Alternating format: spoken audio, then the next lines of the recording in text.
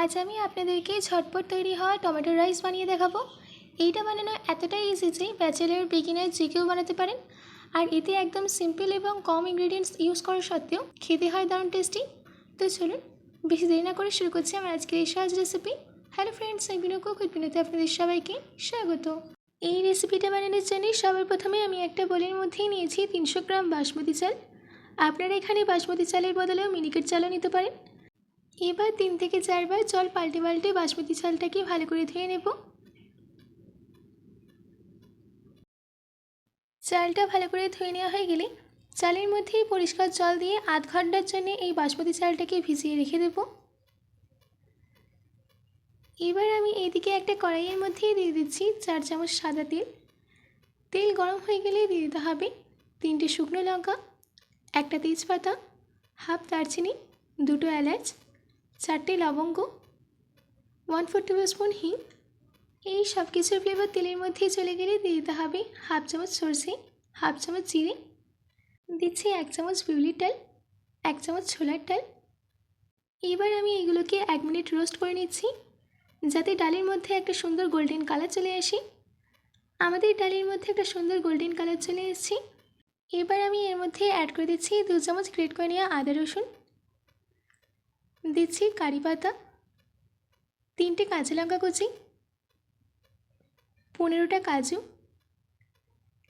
এবার এই সব কিছুকে 1 মিনিটের জন্য রোস্ট করে নেব। আপনাদের হাতে যদি বেশি সময় না থাকে আর আপনাদের যদি ইচ্ছে করে যে কোনো হালকা খাবার খেতে, তাহলে এই রেসিপিটা আপনারা অবশ্যই ট্রাই করতে পারেন। আমাদের এখানে 1 মিনিট হয়ে গেছে। এবার আমি এই স্টেজে এর মধ্যে অ্যাড করে দিচ্ছি 3টে মিডিয়াম সাইজের কুচনো পেঁয়াজ। পেঁয়াজটাকে ট্রান্সলুসেন্ট হওয়া অবধি ভেজে নিতে হবে।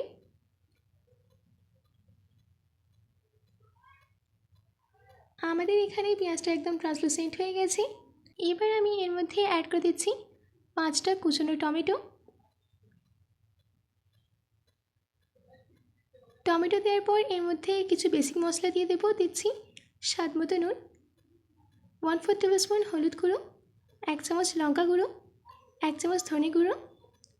এবার এই সব ইনগ্রিডিয়েন্টসগুলোকে টমেটোর সঙ্গে ভালো করে মিশিয়ে নিতে হবে আর লো মিডিয়াম ফ্লেমে 10 মিনিট ভেজে নিতে হবে যাতে টমেটোর মধ্যে থেকে কাঁচা গন্ধটা বেরিয়ে যায় আর টমেটোটা একদম সফট হয়ে যায়। দেখুন আমাদের এখানে টমেটোটা একদম সফট হয়ে গেছে। এবার আমি এই স্টেজে এর মধ্যে অ্যাড করে দিচ্ছি 2 কাপ জল।